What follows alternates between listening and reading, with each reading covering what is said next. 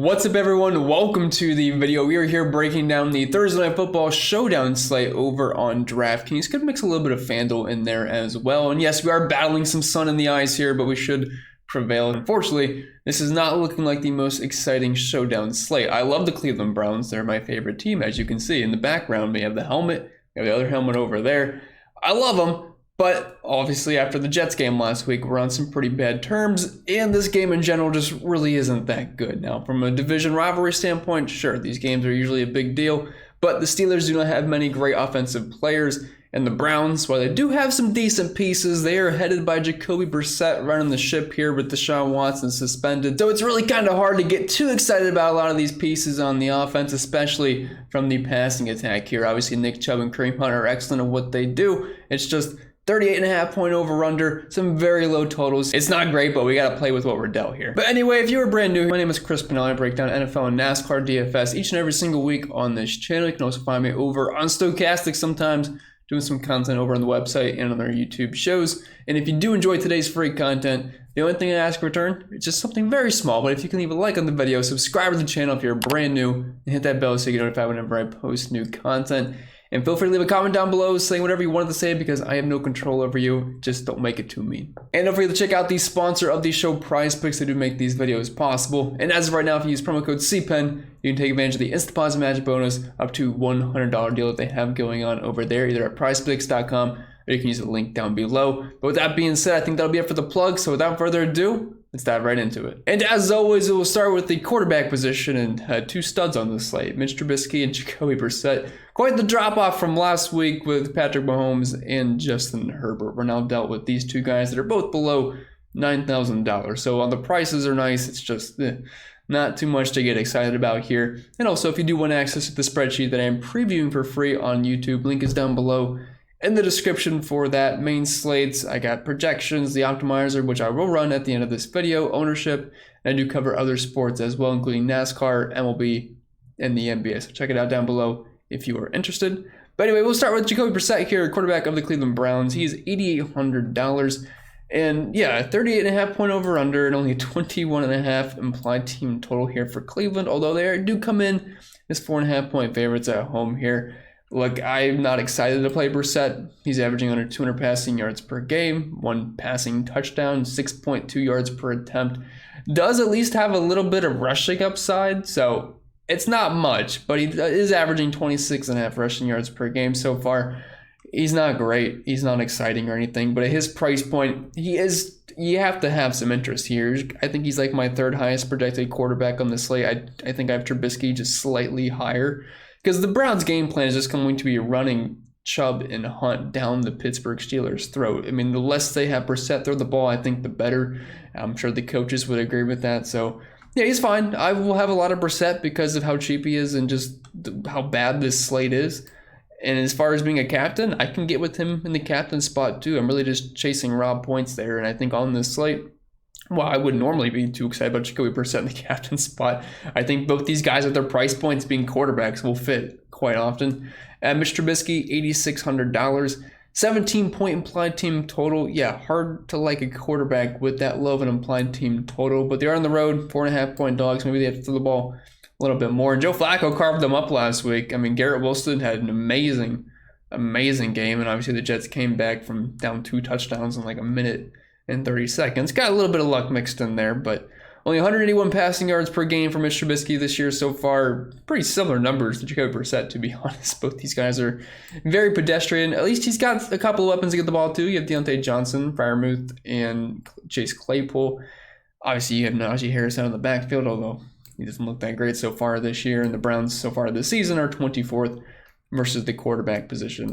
We're dealing with very small sample sizes there. I think on paper, the Browns have a pretty good defense, although definitely didn't look like it last week. Denzel Ward didn't exactly have the best game, but Myles Garrett can always apply pressure. So this should give Trubisky some issues, but at their price points, they're fine, but nothing to really write home about. And heading over to our lineup, I'm not going to do anything crazy here, but I'm going to plug both quarterbacks in the flex spot, just really cheap, and projection-wise, they're going to grade out well compared to a lot of these guys on these slates. So not sure where I want to go with captain yet. I mean, I probably just want to get Nick Chubb in there, but we'll see. I have about $8,100 left for the remaining 4 spots. Got to keep in mind a captain, which could be pretty expensive here, especially if I go the Chubb route. So we'll see what fits, but I like to start for this. And moving on to the running back position, usually this is the boring part of the video, but on this slate, this is probably the more exciting part because we have our best play in the slate, Nick Chubb, $12,000 of Cleveland. And if you're just looking at the Cleveland backfield, it's really just two guys here, Chubb and Kareem Hunt, $7,600 for Kareem Hunt. Yes, Demetric Felton exists, Dearness Johnson exists, and he was a legend on that one Thursday night slate. If you guys remember last year where he absolutely crushed it with Nick Chubb and Kareem Hunt out. That's unfortunately not the case. So it's really just going to be the chunt show here. Both guys basically split snaps. Chubb saw like 56% compared to Kareem Hunt being just under 50%. But both these guys do have some pretty big roles in this offense. Obviously, Chubb is going to be the main guy here. About 20 rushing attempts per game this season, 114 rushing yards, 5.8 yards per carry. And I mean, that's just typical Chubb stuff. He doesn't get insane volume, but he's extremely efficient, very good with his touches, not really too involved in the passing game. But he is averaging 2 targets per game, which is nice with a 7% target share. Kareem Hunt is more involved in the passing attack with his 3 targets per game and a 10.5% target share, although it hasn't really been too drastically different from Nick Chubb this season. He's averaging 12 carries per game, 4.3 yards per carry. Both guys are good plays. Nick Chubb's going to be the guy I want to get the most of. The Steelers were not good versus the run last year, and currently this season through 2 weeks, very small sample size, but they are averaging over 100 rushing yards allowed per game and 6.5 catches and 60 receiving yards, specifically to running back. So Chubb, he's going to be the guy I want to get to the most of in the captain spot. Yes, he is very expensive, by far the most expensive player in the slate. I think in the captain spot, it's by $4,000, but raw points wise, he's going to guard at the best. Kareem Hunt, he's a fine discount play here, about $5,000 cheaper and a little bit more pass catching upside, so I'm fine with both backs, and I think you can play them both together because both guys are extremely involved in the offense. Then moving on to the Steelers backfield, it's basically Najee Harris and Jaylen Warren. Nobody else really sees significant snaps. We saw Najee Harris's snap count go up last week up to nearly 75%. Did get injured in week 1, but I guess he's fine, although it doesn't look pretty when he's on the field. 2.9 yards per carry, 12.5 rushing attempts per game, and only 36 rushing yards.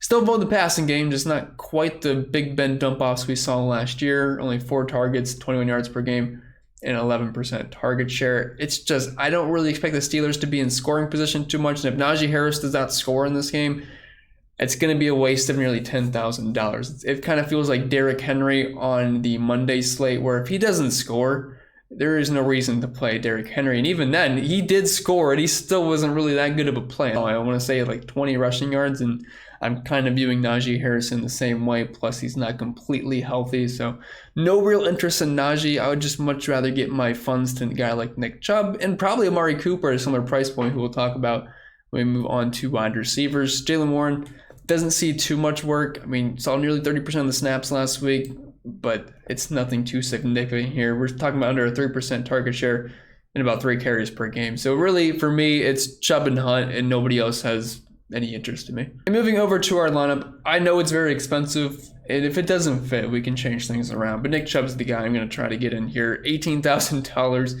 Yeah, I know it'll be a little bit tough. We're at just under $5,000 left, but to be honest, there's not that many great skill position players left.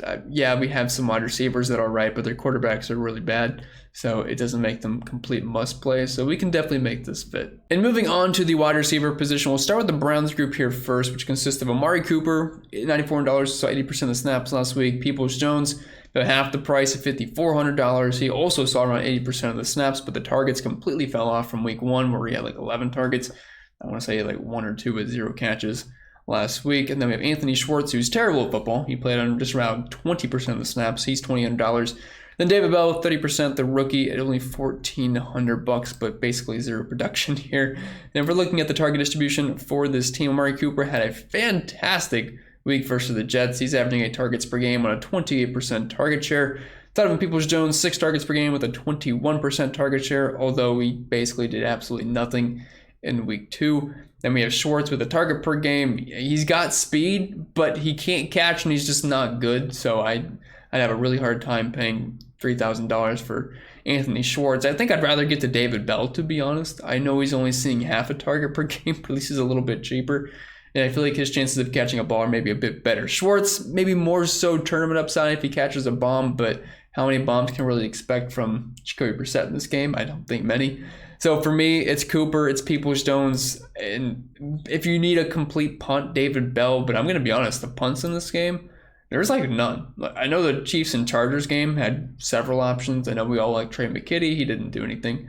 Jerick McKinnon was cheap. And there's a couple of other guys, but this slate's got nothing. Even the expensive guys, it's kind of hard to trust. So the cheap guys, it is completely slim pickings or just really nothing at all. And if we are looking at the Steelers group, it's basically a three-man show, but all these guys play on 80% of the snaps. It's Deontay Johnson, Chase Claypool, and George Pickens. Looking at the target distribution this year, same old Deontay Johnson from last year where he's just soaking up targets, but not the best targets in the world from Mitch Trubisky, only averaging 56 yards per game, but a really healthy 31% target share and the near 40% market share of the team's air yards. We saw Claypool at 5.5 targets per game on a 17% target share, and then George Pickens seeing just under a 10% target share, although we know he's got some talent and there's some certain upside there, but only 13 yards per game with a catch. It's not too pretty so far, but at $4,000, I don't mind it. But Deontay Johnson, Amari Cooper, the two guys you want to get to, and then Claypool and Peoples-Jones if you're just looking for less volume, but still at least a little bit of upside. I think Peoples-Jones is a talented wide receiver. Chase Claypool is as well, but the quarterback position is very shaky for both of them. And then moving back over to our lineup, I need a pass catcher with one of my quarterbacks. It's not going to be pretty, but I'd like to at least get one of them. And really it comes down to either Amari Cooper, Deontay Johnson. Maybe I can't afford these guys, so I'll have to go down to like a Peoples-Jones or a Pickens or a Chase Claypool. But I'm going to try to just jam in Amari Cooper. We'll go with the Browns on slide here. We have Nick Chubb a captain. Then we have the Brissett and Amari Cooper connection, which looked pretty good last week. I'm not sure we can count on that every single week, but it did look good. Cooper made some nice plays. That leaves us $2,600 left for the last two spots. We might have to dip down from here, but we'll see if we can make it work after we talk tight ends, defenses, and kickers. And moving on to the tight end position, we'll start with the Steelers here first. We have Muth at $7,000, and we have Zach Gentry. I'm not really sure. I'm going to guess Gentry. You can correct me if I'm wrong, but I don't think anyone cares enough to correct him because I don't think we're playing him either way. Because if you want to spend $3,000 on a guy getting one target per game, you can be my guest, but I'm not going to go that route. He's going to have to score to be worth it. And Freiermuth, he actually gets some nice volume. He played on 8% of the snaps last week, 8 targets per game. He's a talented tight end. Half a touchdown per game, which means he scored 1 through 2 weeks, and a 24% target share. Although at $7,000, if he does not get into the end zone, you're probably not going to be too happy with the output, but he is someone I'm going to have some interest in because we just don't have that many great options. And if you're giving me a guy that can see 6+ targets on a slate like this, I will take it. I'll certainly get some shares. And then moving on to the Browns group here, we have David Njoku, who played nearly the entire game last week, 94% of the snaps. Harrison Bryant, who gets involved as well. He was actually had a couple catches early on in the game. And then Jesse James is there. I want to say he played 19% of the snaps, $200, but I don't think we can expect him to see any involvement as far as fantasy production. So it's really just a two-man show of Njoku and Harrison Bryant. Njoku, 3 targets per game. Harrison Bryant, 4 targets. Actually has a 22% market share of the team's air yards. David Njoku only 4%. Both guys are fine. They're about the same price point, so it's not like you're really getting a value either way. I'll probably just mix and match these guys, but as far as a single entry, I'd be kind of hard-pressed on picking between these two. I'd probably just pass on that. But honestly, I think both are fine options if you're building multiple lineups. And I might end up getting the more shares of Harrison Bryant just because I think David Njoku might be a little bit more popular, so I'll just take the leverage I can get with Bryant. Then moving on to defenses, I don't usually roster defenses in showdowns too often, but for a set like this, with a 38.5 point over-under, I'll roster the defenses here. I think both are fine. I feel like the Browns should be more expensive than the Steelers, but they're not. You get a $600 discount. I'd much rather get to the Browns. I mean, they're the 4.5 point favorites playing at home with a lower implied point total against them, and plus, obviously, Myles Garrett can rack up sacks, which is, those points can go a long way. And I have the Browns projected better, as you can see. 7.92 for the Browns, 6.82 for the Steelers. So while both are in play, I definitely think the Browns are the better option. And if you are captaining Nick Chubb or you have the running backs for the Browns, I think it would make sense to get some exposure to the Browns defense because it does correlate a little bit. Then moving on to the kickers, they are what they are. If they hit their field goals, they hit their field goals. They become decent value plays. And this could potentially become a just field goal fest. I mean, both offenses maybe move the ball a little bit and then stall out. I could certainly see that happening if that's going to be the case. Cade York and Chris Boswell become viable plays that are around $4,000. Cade York, the rookie, game winner week 1 and misses the extra point at the end of the game. Not the very end of the game, but near the very end of the game. For the Browns, we end up losing by 1, so go figure. And Chris Boswell, pretty good kicker. I could see him being a very solid play. Then moving on to our lineup, we have 2 spots left. We're running out of money. Let's just try to fit something in here. So we have the Browns defense.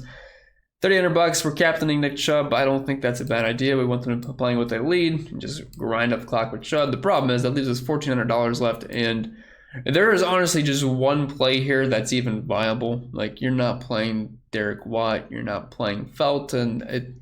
David Bell's the only guy that would work here. The problem is he has one target through 2 weeks. But if he just gets you a catch for like 1 to 2 points, that might not be the worst thing in the world. So obviously this isn't the easiest thing in. We might have to drop Amari Cooper. You could throw in a Donovan Peoples-Jones. That leaves you $5,400 left. You can put in Njoku. That might make a little bit more sense, but don't copy and paste the lineup I'm building. I'm doing 150. Not sure which one will be my favorite, so please don't just copy and paste a brief lineup you see get built on YouTube, because we're just trying to see what fits as we talk through it. And as per usual, I just want to run the optimizer here with no settings or anything. Just want to see who's popping the most as of right now on Wednesday afternoon with the projections that I have. If you are building 150 lineups for a showdown slate, which I do each and every single one, except on Sunday nights, you have to have groups, you have to add your randomness and things like that. You got to make sure all your lineups correlate the way you want it, or you're not going to have the best build lineups. All right, so we got the 150 to crunch. Not really too surprised at who's popping. A lot of Brissett and Trubisky in the flex spot here, just at their price points. It's really easy to get to. Tons of Browns defense, which I guess makes sense in this game. Kareem Hunt popping, Nick Chubb's popping. Looks like the highest captain for me would be Mitch Trubisky, although I don't think that would reflect when I actually change my exposures and whatnot. I feel like I'm just going to try to jam in as much as like a Nick Chubb or Kareem Hunt, or maybe one of the more skill position players instead of the quarterback position. I will have exposure to them in the captain spot, but definitely not as much as what popped in here as of right now, because it looks like Chubb is barely getting any captain spot with the projections, which I get it because of how expensive he is. Lineups probably aren't going to look as great, especially because we don't have any good value plays on this slate. So it might be a little bit tougher than I originally thought, but I'm going to try to find a way to make it work. But with that being said, that's all I got for this video. I hope you enjoyed, and if you did, make sure you leave a like and subscribe if you're brand new to the channel. I'm here all season long, breaking these down each and every single day / week. But I wish you all the best of luck. Hopefully the game isn't too bad, and go Browns.